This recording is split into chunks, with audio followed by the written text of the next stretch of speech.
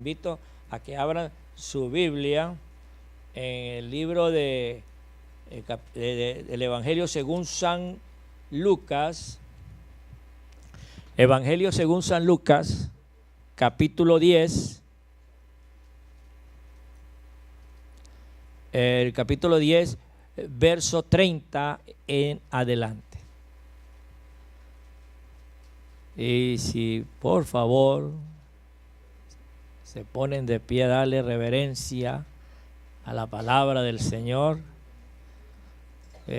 ¿Sabes que los que escribían las Sagradas Escrituras, los escribas, cuando escribían, o sea, ellos hacían copia del Antiguo Testamento, lo hacían a mano, y cuando iban a escribir el nombre sagrado de Dios, ¿no?, ese estaba en código, ellos botaban la pluma vieja y ponían una pluma nueva y solamente escribían el nombre código de Dios, que más tarde se conoce en las traducciones como Jehová. Cuando usted lea la palabra Jehová en el Antiguo Testamento, ahí en los originales está un nombre código. Y los escribas le daban esa reverencia a ese nombre de tal manera que ellos agarraban una pluma nueva, la escribían y escogían otra. Entonces, hemos tenido nosotros la costumbre de darle reverencia siempre a la palabra de Dios. Y dice así, de la siguiente manera, en el capítulo 10, verso 30 en adelante. Respondiendo Jesús dijo: un hombre descendía de Jerusalén a Jericó y cayó en manos de ladrones, los cuales le despojaron, hiriéndole, se fueron dejándolo medio muerto. Así aconteció que descendió un sacerdote por aquel camino y viéndolo, pasó de largo. Asimismo, un levita, llegando cerca de aquel lugar y viéndolo, pasó de largo. Pero un samaritano que iba de camino, vino cerca de él y viéndole, fue movido a misericordia. Y acercándose, vendó sus heridas, echándole aceite y vino, y poniéndole en la cabalgadura, lo llevó al mesón y cuidó de él. Otro día al partir sacó 2 denarios y los dio al mesonero y dijo: cuídale, y todo lo que gaste de más yo te lo pagaré cuando regrese. Hasta ahí la lectura de la palabra del Señor. Que Dios añada bendición a su santa y divina palabra, y todos ustedes pueden sentarse. Muy bien. Hemos tomado en cuenta una de las más célebres y famosas, estudiadas, comentadas, admiradas y reconocidas parábola de nuestro Señor Jesucristo, conocida como la parábola del buen samaritano. Algunos la toman en cuenta para promover en los diferentes organismos, tanto cristianos, religiosos como no religiosos, la obra filantrópica, es decir, el trabajo humanitario que creemos tenemos que hacer para aliviar la carga de los necesitados. Hay organizaciones como la Cruz Roja, y también ustedes han visto lo que llaman el Ejército de Salvación, como muchas otras más, tienen esa forma y ese estilo de vida dentro de sus congregaciones, dentro de sus organismos. Buscar recursos para ayudar a la humanidad. Otros miran esto como uno de las obras literarias, como una joya de literatura para promover la ayuda humanitaria. Aún inclusive personas que no son cristianas, e inclusive personas que son ateas, toman en cuenta esta parábola, porque dicen: esto es lo que hay que hacer en la ayuda humanitaria, hay que ayudar al prójimo. Otros lo consideran como una joya de literatura porque la forma como Jesús enseñó de una forma tan didáctica, utilizando el recurso audiovisual, porque en aquel tiempo no había pizarra, no había franelógrafo, no había láminas, pero el lenguaje tan detallado y tan ilustre que dio el Señor en esta historia hacía que el oyente se imaginara digamos la novela, ¿no? Se imaginaba y veía todo el escenario y quedaba la enseñanza y nunca se olvidaba. Eso es un recurso didáctico. Por eso los pedagógicos consideran que uno de los más grandes profetas de la enseñanza se llama Jesús, porque él utilizó las parábolas en una forma como reveladora en los tiempos antiguos para que hoy en día en los tiempos modernos se utilicen los recursos didácticos en la enseñanza. De modo que estamos frente a una gran parábola, pero también la podemos considerar como una parte espiritual, y eso es lo que yo quiero hacer, ¿no? Quiero espiritualizar y hacer unas comparaciones que me lo permite las Sagradas Escrituras. No es una cuestión a capricho, sino es que la Biblia misma me da esa luz verde para hacer esa aplicación espiritual y logremos nosotros en el día de hoy salir fortalecidos en la fe y saber que estamos en el mejor camino, en el camino de nuestro Señor Jesucristo. ¿Dicen amén? Muy bien. Primero, vamos a mencionar el escenario donde ocurrió esta historia. Se menciona que es entre el camino que va de Jerusalén a Jericó. Es un camino de arriba hacia abajo. Y para ese tiempo se conocía este camino como camino de sangre, porque hay lugares en ese camino que es casi desértico y hay montañas rocosas que permitían que los delincuentes se escondieran de los viajeros. Habían viajeros que no conocían ni tenían experiencia de la gravedad que había, el de cruzar solo el camino de Jerusalén a Jericó, y lo hacían. Entonces, ese escenario hoy en día todavía se conocen como camino de violencia, camino de sangre, por esa cantidad de muertos y asaltos que ocurrieron en ese camino.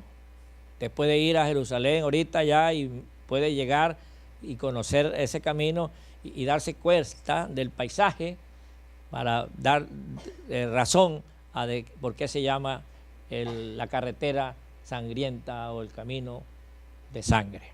Ese es el escenario en que ocurrió esta historia. Luego menciona a tres grupos, ¿no? Tres grupos de personas. Mejor dicho, cuatro, ¿no? Con la víctima.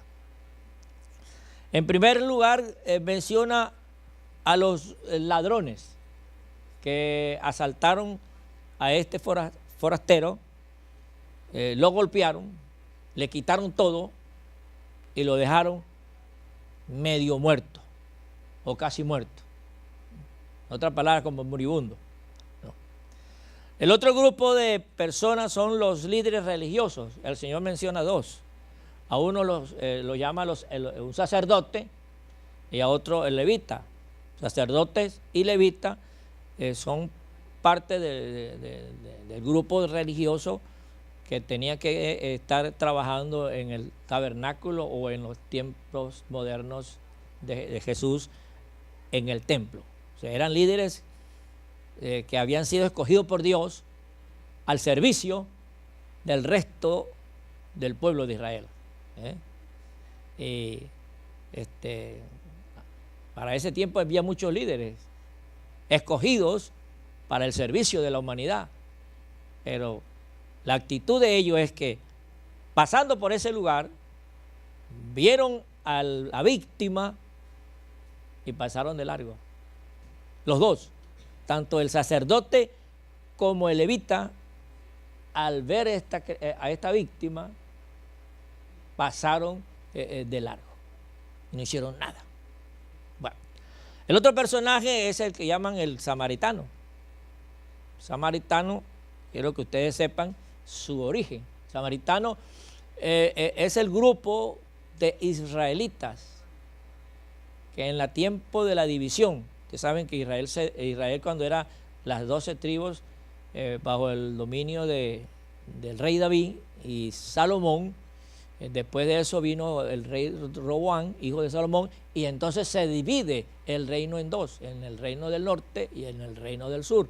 Los del reino del norte eligieron como ciudad capital Samaria y los del sur Jerusalén. Luego vinieron los asirios e invadieron el reino del norte y se lo llevaron a ellos todos cautivos. De ahí tenemos la gran desgracia en la historia de la Biblia y de Israel, que de ahí prácticamente desaparecen las 10 tribus del norte. Existen, pero no como tribus, sino como israelitas. Entonces ellos se mezclan con los asirios y forman una sociedad entre israelitas y gentiles. Algunos dicen que los samaritanos se le llaman samaritanos porque su capital del reino del norte era Samaria. Otros dicen que se les llama así porque eran israelitas mezclados con los gentiles. Pero esa es la teoría que yo apoyo y acepto. La mayoría de los samaritanos eran israelitas, descendientes también de gentiles.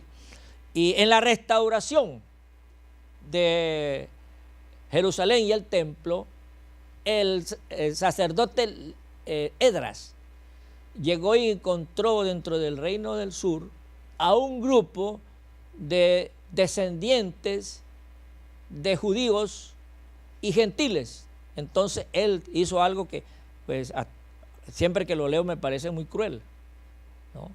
Pero bueno, era un hombre movido por el Espíritu Santo y él determinó expulsar del campamento a todos los que se habían mezclado con gentiles y que aún sus hijos, sus nietos, todos ellos se fueran del campamento. Algo, ¿verdad?, que me parece cruel, ¿no? Pero eso digo yo que ocasionó al pueblo samaritano para los tiempos de Jesús y eso es lo que era este hombre.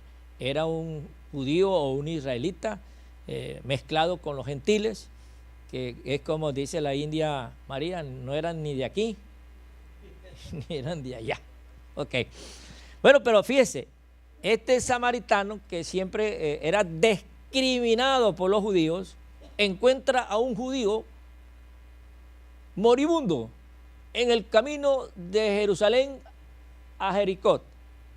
Y dice en la historia que fue movido a misericordia. Y bueno, ya sabemos, lo hemos leído, agarró, lo curó, lo llevó al mesón, pagó los gastos y lo dejó encargado para irse a su viaje y decirle al mesero que cuando él regresara arreglaba cuentas. Ya lo conocen, ¿verdad? Bonita, ¿verdad? La historia. Interesante, ¿verdad? Ok. Ahora yo dije que iba a espiritualizar esta parábola e iba a tipificar estos personajes para ver si le sacamos un provecho espiritual en nuestro camino del Evangelio. Y entonces quiero personificar a los ladrones.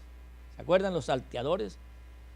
Los que originaron el asalto y el crimen a este viajero. Yo lo personifico como el diablo.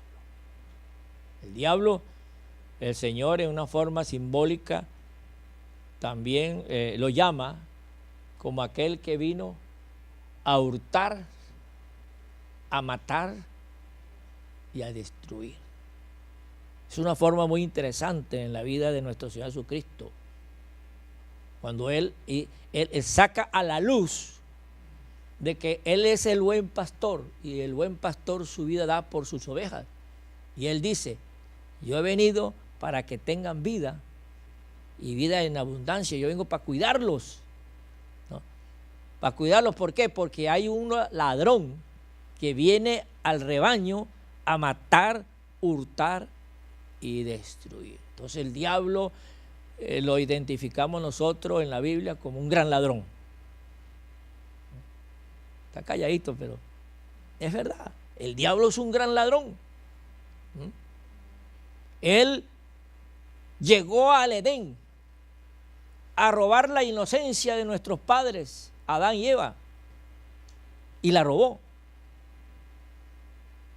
Cuando se presenta ante Jesús en el monte de la tentación y le dice a Jesús: todos estos reinos que están aquí delante de nosotros, todos esos son míos. Mentiroso, falso. Esos no son de él. Porque nosotros tenemos la escritura donde nos dice, en el libro de Daniel, que el Señor es el que quita reyes y pone reyes. Pero es que el diablo es tan atrevido, no solamente vino a robarnos a nosotros los humanos, sino también quiso robarle a Dios. Por eso es que es diablo. ¿Sí? Porque él al principio era el ángel Luzbel, el lucero de la mañana, pero no conforme con ser uno de los pocos ángeles en grande categoría, quiso ser igual que Dios y se rebeló contra Dios y agarró un poco de ángeles caídos, los cuales fueron expulsados a las tinieblas, las consecuencias de la rebelión. Pero en palabras técnicas, el diablo quiso robarle el trono de Dios. Entonces, el diablo es un ladrón desde un principio. Del principio de la humanidad, el diablo es un ladrón. Y nos ha robado. Él está aquí en la tierra para robarnos nuestras bendiciones que el Señor nos otorgó en el Edén, en el paraíso. Todo lo que Dios nos dio nos los vino a robar.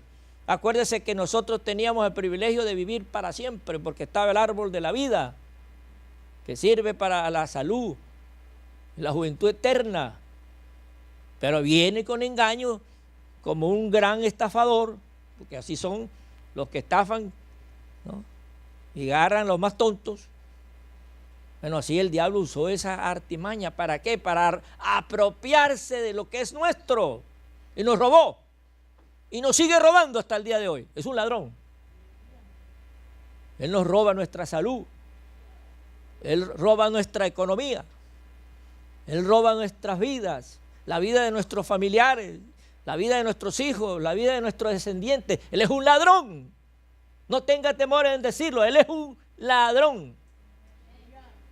Jesús lo denuncia como un ladrón.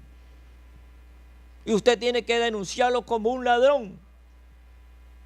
Y no solamente como un ladrón, el más grande de todos los ladrones, el padre de los ladrones.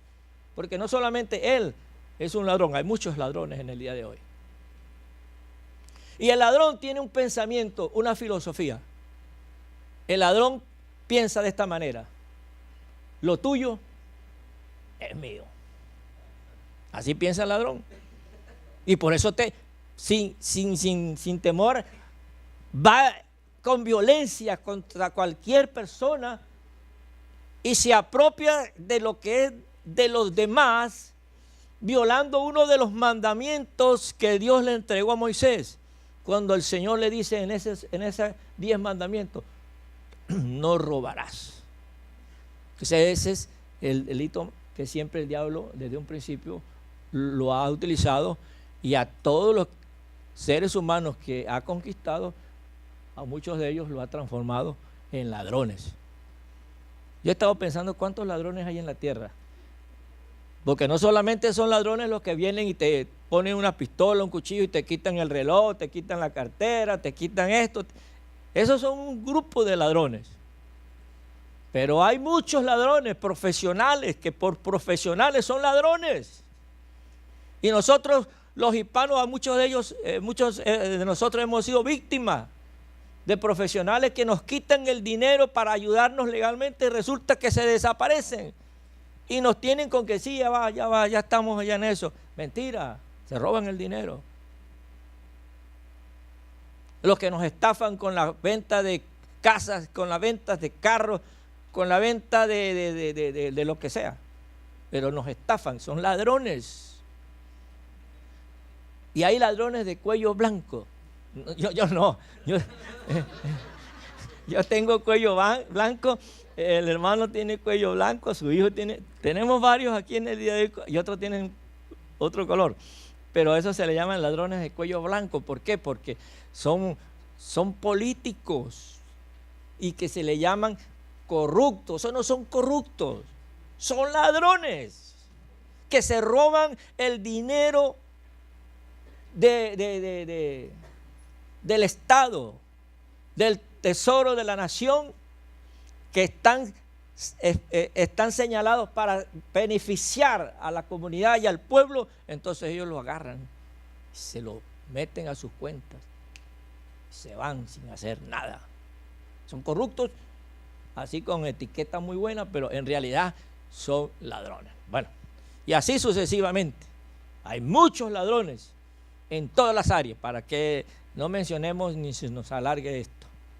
Entonces, pero el principal de todos los ladrones es el diablo. Jesús lo denunció. Y ahí está un secreto muy importante: denunciar al ladrón. Jesús lo denunció. ¿Por qué lo denunció? Porque al denunciarlo, él es declarado en el universo entero como culpable. Y como culpable, según la ley hebrea, el diablo, descubierto, señalado y denunciado, se ve la obligación de devolver lo que te ha robado. Vamos a ver, se quedaron callados. Por eso lo importante es que usted le diga al diablo, ladrón. Es importante que usted le diga, ladrón. Así como le dijo a Jesús. ¿Qué le dijo Jesús al diablo? Le dijo, ladrón. Y usted tiene que decirle al diablo, ladrón. Porque al usted decirle al diablo, ladrón, usted está apropiando, usted está utilizando la ley de la restitución que aparece en el capítulo 22 del libro de Éxodo, el cual dice y reza de la siguiente manera: cuando alguno hurtare buey o oveja y lo degollare o vendiere, por aquel buey pagará 5 bueyes y por aquella oveja 4 ovejas. ¿Se está dando cuenta en la escritura? Se roba un buey y al ser descubierto tiene que pagar 5 bueyes.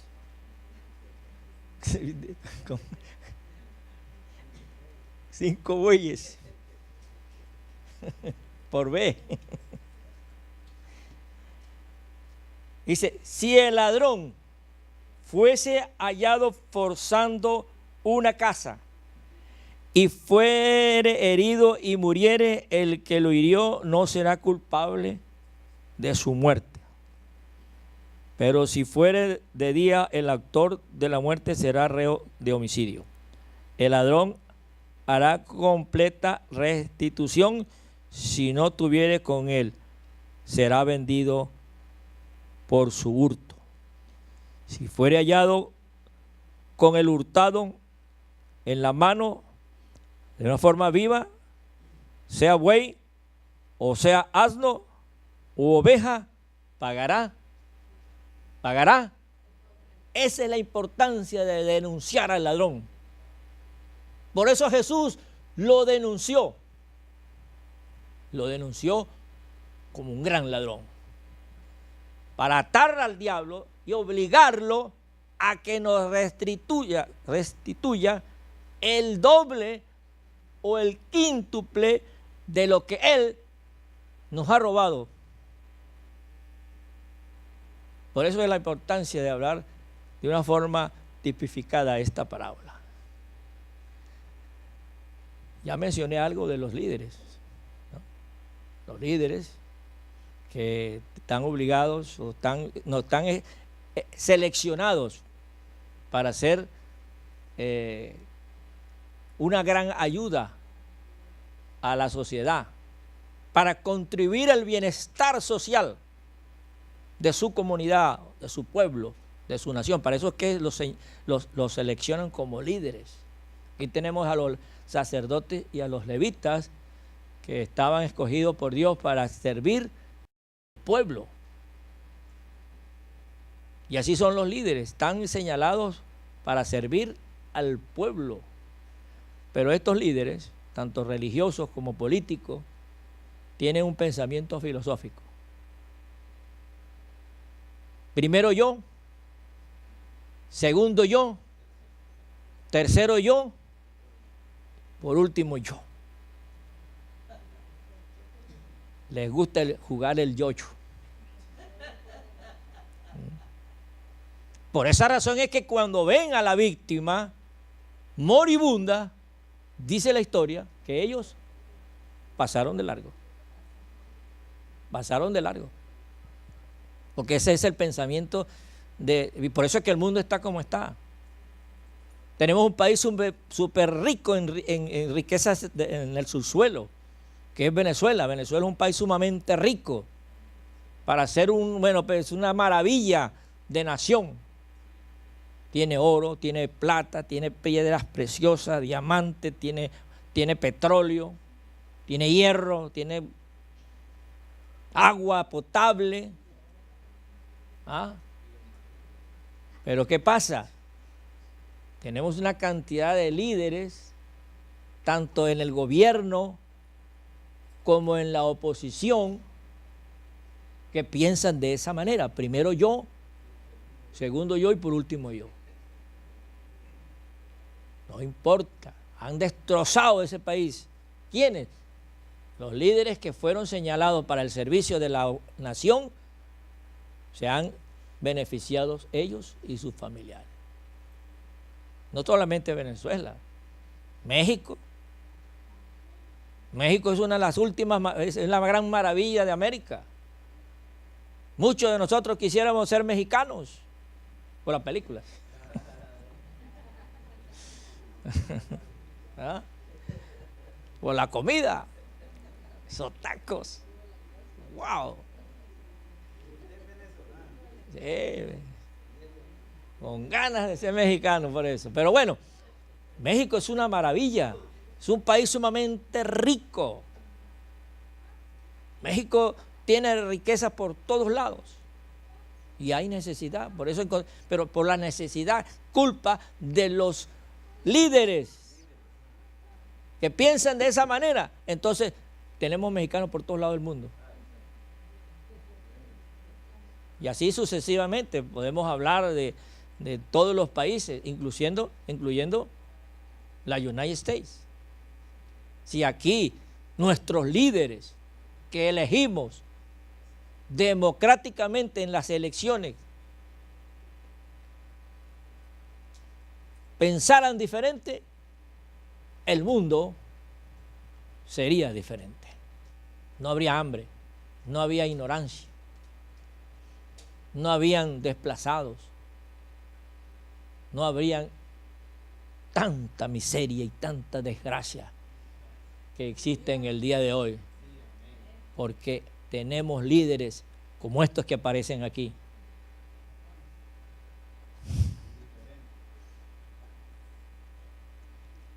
Pero bueno, tenemos también, gracias a Dios, en esta historia, el buen samaritano. Y ese buen samaritano se llama Jesús de Nazaret. Que no piensa como los ladrones, lo tuyo es mío. Que no piensa como los líderes, primero yo y por último yo. Piensa de esta manera, lo mío es tuyo, lo mío es tuyo. Por eso el buen samaritano borró de su mente todo perjuicio, porque era un judío. ¿Y sabe usted que entre judío y samaritano no se la llevaban bien entre sí? Él no le importó que fuera un judío, solamente sabiendo que era un ser humano que estaba al punto de morir, fue movido a misericordia. Y eso hizo Jesús con nosotros. Jesucristo, movido a misericordia, no pensó en los perjuicios de que Él siendo Dios y nosotros siendo humanos, se humillara como Él, samaritano, se humilló, bajó de su caballería, de su caballo, de cabalgadura, bajó de su cabalgadura, se arrodilló a levantar a esta víctima, curó sus heridas, y ojo lo que usó vino y usó aceite, lo que usó Jesús para salvarnos a nosotros del destructor y del ladrón. Usó su sangre preciosa en la cruz del Calvario y usó el aceite, que es símbolo del Espíritu Santo o figura del Espíritu Santo, porque hay teólogos que no les gustan decir símbolo, pues entonces le digo figura para complacer al uno y al otro. Pero el aceite tipifica, simboliza o representa al Espíritu Santo. Y esto también algunos lo usan como remedio casero, porque el aceite es un cicatrizante, más el aceite de oliva. Es un cicatrizante y quita las arrugas.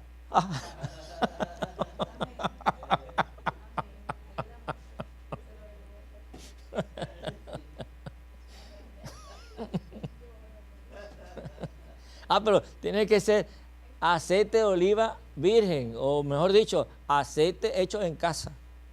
Aprendan a hacer aceite de oliva. Es fácil, se compran las olivas y ya. No, pero un poquito no es mucho. Aceite, bueno, ok. Entonces el aceite de oliva es un cicatrizante y el vino es un antibiótico. El vino es alcohol. Entonces usó un remedio casero. Pero el buen samaritano, al cual nosotros estamos resaltando, que es nuestro Señor Jesucristo, Él utilizó su sangre preciosa y utilizó su Espíritu Santo para sanar nuestras heridas. ¿Por qué yo me atrevo a decir que Él es el buen samaritano? Yo lo voy a invitar a que lean conmigo la escritura en el libro de Filipenses. Vamos a ver si usted va a Filipenses, capítulo 2, verso 5 en adelante, que dice de la siguiente manera: haya pues en vosotros este sentir que hubo también en Cristo Jesús, el cual siendo en forma de Dios, no estimó el ser igual a Dios como cosa que aferrarse, sino que se despojó a sí mismo, tomando forma de siervo, hecho semejante a los hombres. Lo que hizo el samaritano. No miró la separación que había entre el judío y el samaritano. Él, siendo samaritano, se bajó de su caballo y se hizo judío, ayudando a esta víctima judía. Porque él no lo miraba como un judío, como un extranjero, como un enemigo, lo miraba como un prójimo. Y así mismo hizo Jesús, estando en su trono, viendo cómo el diablo nos tenía aporreado, cómo nos tenía azotado, cómo nos tenía esclavizado, matándonos, hurtándonos y destruyéndonos, y nosotros sin poder defendernos de él. Estábamos, desamparados, a la merced de Satanás, que hacía con nosotros lo que él quería. Entonces, él no escatimó el ser igual a Dios para aferrarse, yo soy Dios, sino que se humilló, fíjese. haciéndose hombre semejante a nosotros. Se hizo semejante a nosotros. A que vea usted, por eso es que vamos a concluir diciendo, menos mal que, hablamos de esto para concluir de la gran celebración que está hoy en día el pueblo cristiano, el sello de nuestra fe y el sello de nuestra salvación, que es la resurrección de Jesús. Y luego dice, verso 7, sino que se despojó a sí mismo. ¿Qué dije yo que pensaban los ladrones? Lo tuyo es mío. Los líderes, primero yo y después yo. Pero el buen samaritano dijo, lo mío es tuyo. Él se despojó de lo suyo. ¿Sí? Dice, sino que se despojó a sí mismo, tomando forma de siervo, hecho semejante a los hombres, y estando en la condición de hombre, se humilló a sí mismo, haciéndose obediente hasta la muerte, y muerte de cruz. Paso por paso, hermano. Mire todo lo que hizo el buen samaritano, el mejor de los samaritanos, nuestro Señor Jesucristo. Por lo cual, fíjese la ventaja y el beneficio y el fruto y el resultado de una acción como la del buen samaritano, que se mueve a misericordia por el dolor ajeno. Voy a repetir esto porque están calladitos. La actitud que se revela en el comportamiento del buen samaritano, que se movió a misericordia por el dolor ajeno. Hacer eso, aunque no te lo pague el hombre, aunque a veces hasta mal pagan, cuando uno ayuda a alguien, uno esperando que esa persona que uno ayuda va a ser recíproco con uno, a veces hasta le paga mal, pero eso no importa. Por eso es que el apóstol Pablo nos enseña, en cuanto depende de vosotros, haz el bien, porque haciendo el bien, nosotros tarde o temprano recibiremos una recompensa, una retribución. Entonces el mismo Señor Jesús, Dios hecho carne, que hizo todo por nosotros, y estoy generalizando y siendo genérico, sin entrar en detalles de todo lo que Él sufrió en la cruz del Calvario. Porque usted sabe que en la cruz del Calvario Él fue triturado y molida su carne. ¿Sí? Isaías 53. Léanlo, para que ustedes vean cómo fue Él. En los versículos del 52 dice, cómo nos asombramos, porque perdió toda apariencia humana. Y hay expresiones de versículos que dicen molido. Su carne fue molida, triturada, abierta, desfigurada. No es fácil. A lo que Jesús los ladrones no, pero a Jesús sí le tocó la peor parte. Fue crucificado y molido y triturado. Una vez cuando estaba en la película esa de La Pasión, yo trabajaba con un abogado, y viene el abogado todo traumatizado y dice, ¿será cierto todo eso lo que aparece ahí en esa película?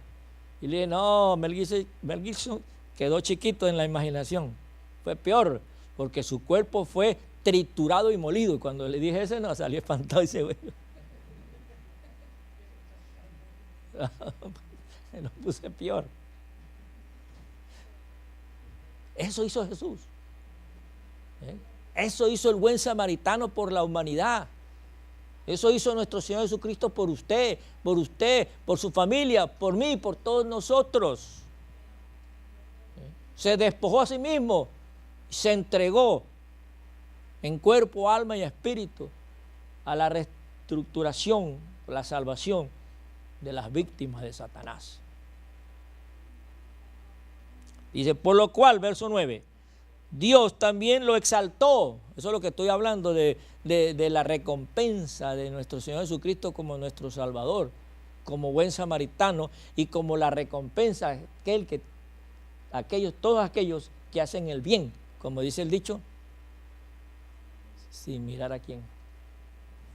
Dice, por lo cual Dios también le exaltó hasta lo sumo y le dio un nombre que es sobre todo nombre, para que en el nombre de Jesús se doble toda rodilla de los que están en los cielos y en la tierra y debajo de la tierra, toda lengua confiese que Jesucristo es el Señor, para gloria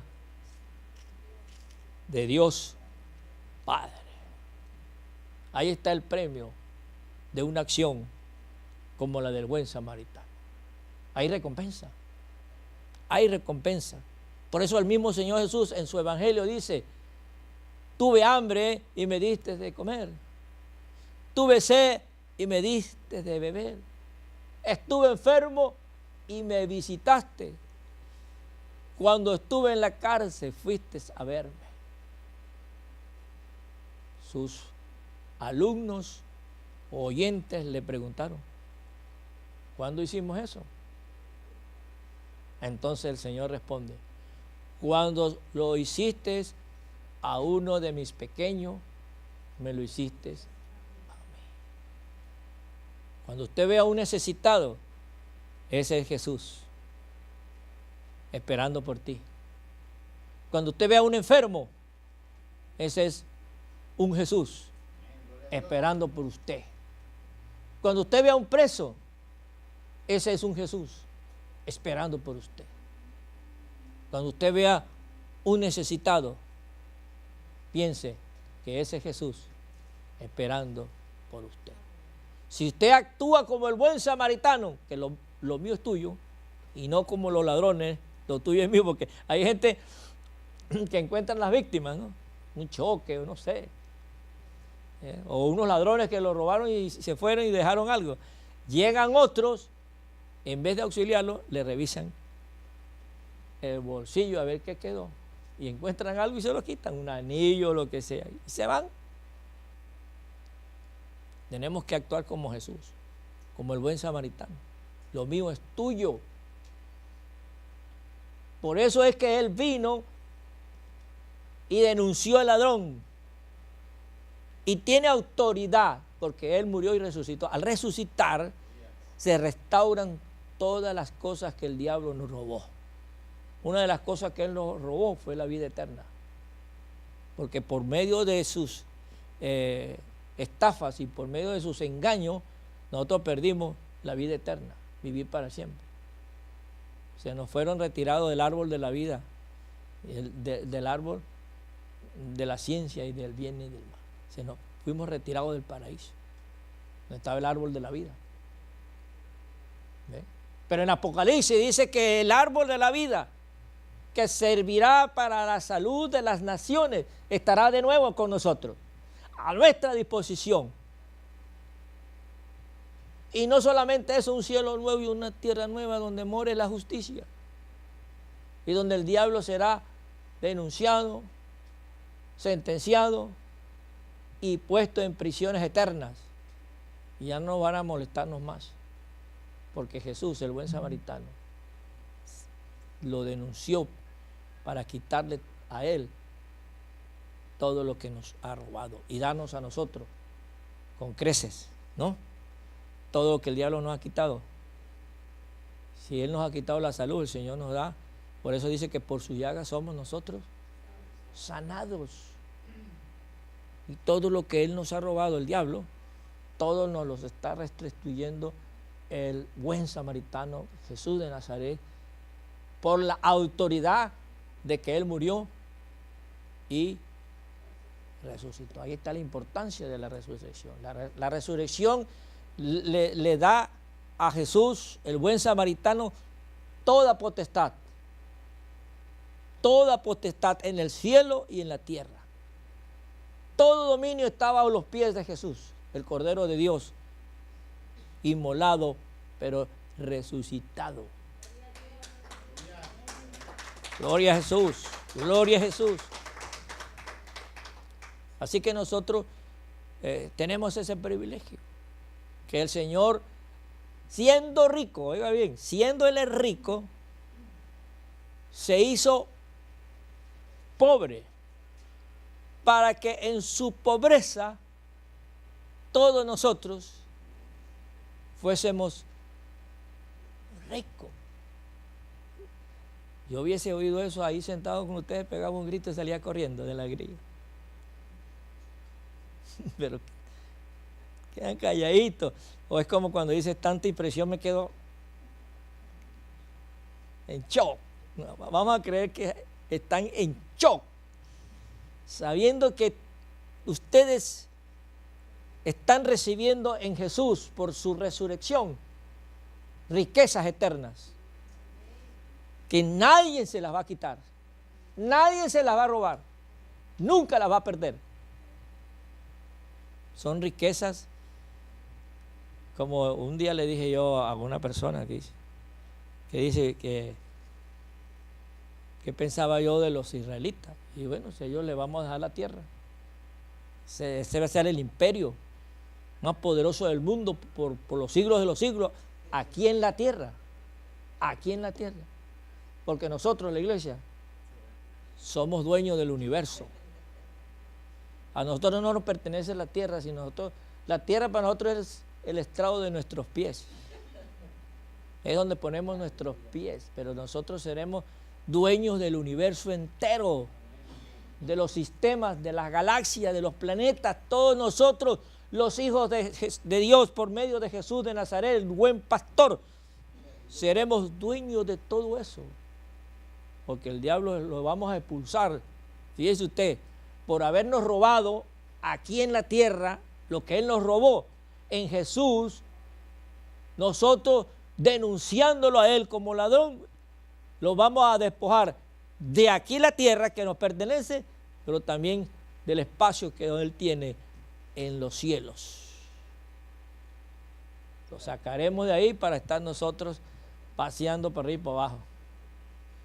Porque dice la Biblia que en ese buen samaritano, que es heredero de Dios, por ser lo que hizo, es heredero de Dios, Jesús de Nazaret, heredero de Dios, pero nosotros, los que somos de Jesús, somos coherederos con Él. Eso significa que lo que Él reciba de herencia, también a nosotros nos pertenece. Así que, gracias a Dios por la ley de la retribución en la ley que Dios le entregó a Moisés para el pueblo de Israel. Todo aquel que se roba un buey tiene que regresar 5 buey. El diablo nos robó cosas que ahora en Jesús resucitado somos restaurados en 5 veces. Así que damos gracias a Dios por la resurrección. Cada vez que usted se acuerde de la resurrección de Jesús, sobre todo en la Santa Cena, nosotros hacemos mención de su muerte y hacemos mención de su resurrección. Debemos darle gracias a Dios por su resurrección. Y fíjese usted para que se dé cuenta que cómo se parece Jesús a este buen samaritano, que vino el buen samaritano y lo llevó al mesón. Y estando en el mesón, lo cuidó. Y le encomendó a la víctima en recuperación al mesonero. Y pagó él el precio de sus gastos médicos. Pagó el precio él, eran 2 denarios. Así que se lo pagó al mesero por el hospedaje, la comida, ¿no? Lo que él necesitara, y si gastaba un poco más, no se preocupara. Eso hizo Jesús cuando se fue al cielo.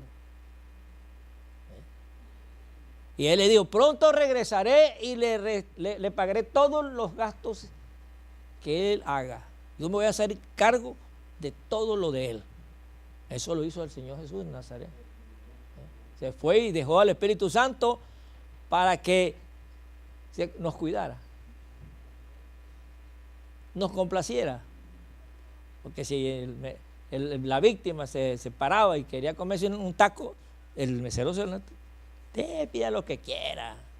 Al cabo hay un señor que le garantiza que todos los gastos que usted tenga, Él los va a pagar. Así Jesús se fue, pero no nos dejó solos, no nos dejó desamparados. Nos dejó en la presencia del Espíritu Santo. El Espíritu Santo que nos protege, es el Espíritu Santo que nos defiende. Él es el Espíritu Santo que inclusive cuando nos queremos ir, nos agarra por el cuello y nos dice: hey, ya va, Padre, tú eres mi hijo, yo te he engendrado hoy, tú no pediste. Así que los que se quieren ir, Dios no los va a dejar a ustedes tranquilos nunca. El Señor los jala para Él, porque usted ya tiene el sello de Dios. El Espíritu Santo es la garantía, ¿ves?, que dejó el buen samaritano al mesero. Él tenía crédito, de que tenía buen crédito ahí en el mesón, que todo lo que gastos que tengamos para nuestra salud, para nuestro bienestar, désenlo, que yo se lo voy a pagar cuando regrese. Entonces el buen samaritano se fue, pero regresará. Y la seguridad de que Él regresará es todo lo que Él ha hecho por nosotros, por habernos dejado en el cuidado del Espíritu Santo. Por eso es que el Espíritu Santo es la garantía de nuestra fe. Esa es la prenda que garantiza que todas las promesas del Señor se van a cumplir en nosotros. El Espíritu Santo es también, aparte del mesonero, también recuerde que está el aceite con el que se curaron nuestras llagas, nuestras heridas. De modo que entonces tenemos autoridad para tipificar la parábola del buen samaritano como lo hemos hecho. Primeramente denunciamos al ladrón de ladrones. Acuérdese lo que yo estoy diciendo. En la ley de retribución al ladrón hay que señalarlo, porque al señalarlo le estamos teniendo derecho a que nos restituya en creces todo lo que Él nos ha robado. Si Él te ha robado la salud, en Jesús tenemos derecho al denunciarlo. Tenemos derecho a que Él nos dé salud y larga vida en esta tierra. Las economías Él las ha querido echar a perder muchas veces. Ha tratado de perjudicar su economía. Porque usted sabe que con su economía usted tiene su carro, viene a la iglesia, paga sus diezmos, bueno, si es que lo da. Pero si no lo da, no hay. Esta pastora, con razón, ella va más directa. Yo estaba haciendo lo más bonito, pero sí. No, es verdad. Es que el mismo Malaquías los dice: vosotros, todas las naciones, me habéis robado. Entonces los líderes y todas las naciones dijeron: ¿en qué te hemos robado? Y el Señor lo dice: en vuestros diezmos y ofrendas. Pero hay recompensa para el que ofrenda y da para la obra del Señor. Acuérdese el pensamiento del buen samaritano: lo mío es tuyo, Señor. Como dijo el rey David: de lo recibido de tus manos, de eso te damos. Que el Señor Jesucristo lo bendiga, que la paz de Dios gobierne vuestros corazones, y perdone si les jalé las orejas. Pero no. Pastor, no me vuelva a pasar más vergüenza. Que el Señor lo bendiga, y oren siempre por sus pastores, y también oren por mí, oren por nosotros, para que el Señor nos siga teniendo aquí